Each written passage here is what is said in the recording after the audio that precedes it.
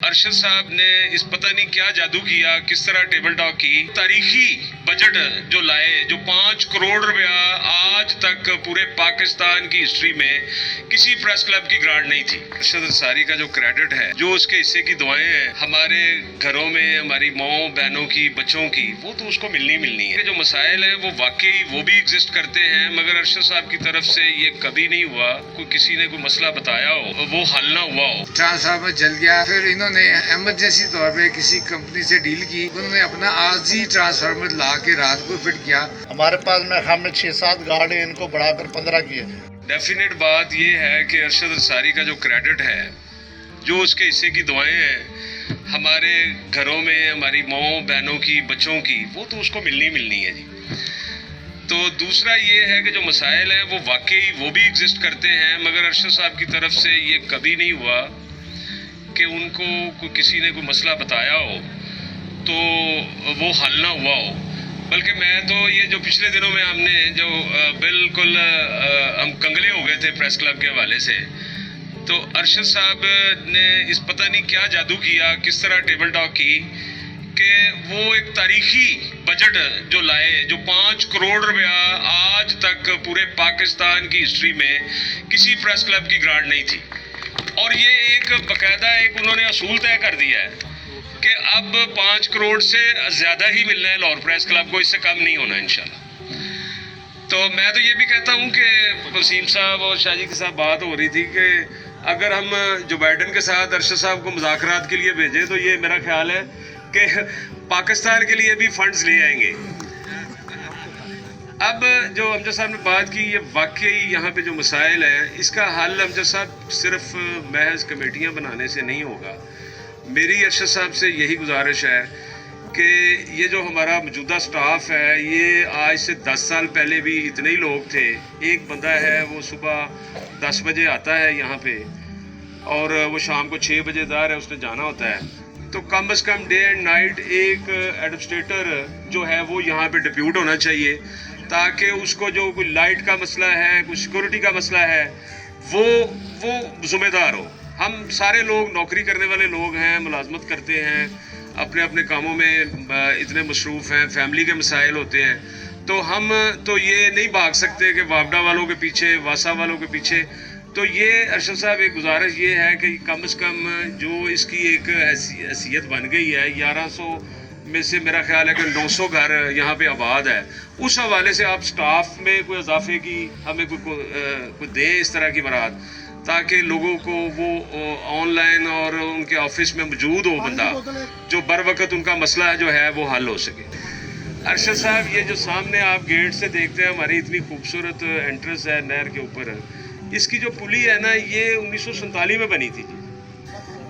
تو اب اس پہ ڈیلی صبح اسکول، کالج اور دفتر کے ٹائم میں وہ اس طرح کا رش ہوتا ہے، اور نہ وہاں پہ کوئی وارڈن ہے، نہ لوگ اس مسئلے سے زیادہ، سب سے زیادہ یہ ہمارا مسئلہ یہ ہے۔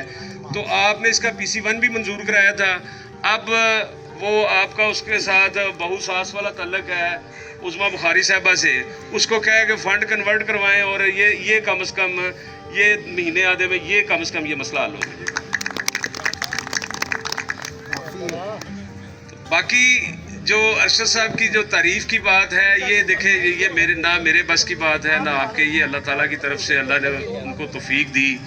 یہ ایک ہاؤسنگ پروجیکٹ، ایک سے آگے 3 ہاؤسنگ پروجیکٹ، یہ بھی اللہ تعالیٰ نے ارشد انصاری کو ہی کریڈٹ دیا ہے، اسی کو توفیق دی کہ یہ 3 پروجیکٹ جو ہے اب پایا تکمیل تک پہنچنے والے ہیں۔ ایف بلاک والا ہو گیا، اب فیز 2 جو ہے انشاءاللہ تعالیٰ وہ بھی یہ 2-4 مہینے کی بات ہے، اس میں انشاءاللہ تعالیٰ وہ مکمل ہونا ہے۔ تو میں سمجھتا ہوں کہ باقی دوست بھی سارے اگر بیٹھے ہوئے ہمارے سارے سینئر جرنلسٹ ہیں، اکرام الحق وڈائچ صاحب ہیں، امید گرایا صاحب ہیں، امان اللہ چوہان صاحب ہیں، جمیل شیخ صاحب ہیں، وہ بھی ضرور اپنی بات ارشد صاحب تک پہنچائیں، جو بھی معاملات ہیں۔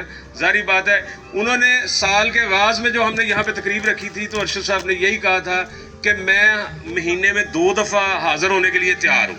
یہ ہماری نیگلیجنسی ہے، صدر لاہور پریس کلب کی طرف سے کبھی ہمیں انکار نہیں ہوا کہ جی میں بڑا مصروف ہوں تو میں نہیں آ سکتا۔ جب بھی ہم نے ان کو بلایا ہے وہ آئے ہیں۔ تو اب یہ ہے کہ آپ دوست ہیں، وہ آپ کے سامنے ہیں، سارے ان کے ساتھ کوئی کلیگ رہے ہیں، بھائیوں کی طرح ایک تعلق ہے۔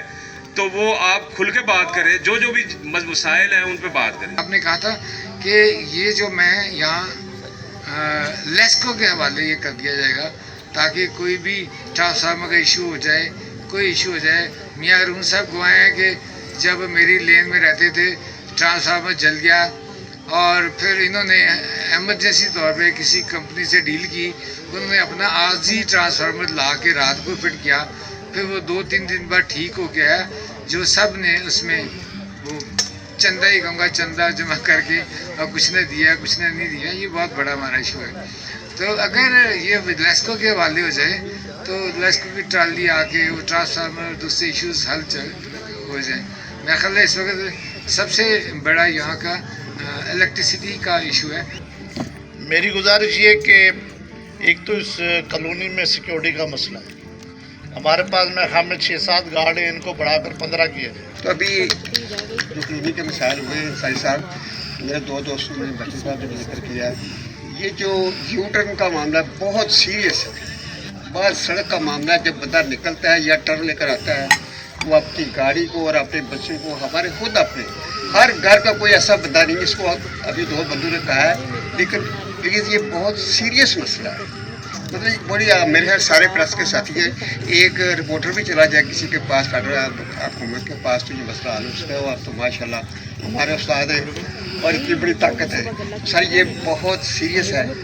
वहाँ लोगों को सुबह जाते हुए और वापसी पे आते हुए पुलिस इस तरह की है कि इधर से भी ट्रैफिक जा रही है, उधर से भी जा रही है, और बहुत ही सामने जो अजमेरी कॉलोनी है वहाँ से भी आ रही है.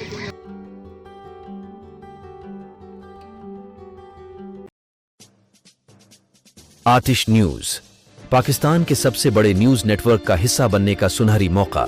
मुल्क भर से दर्ज झेल आसामियों की जरूरत है.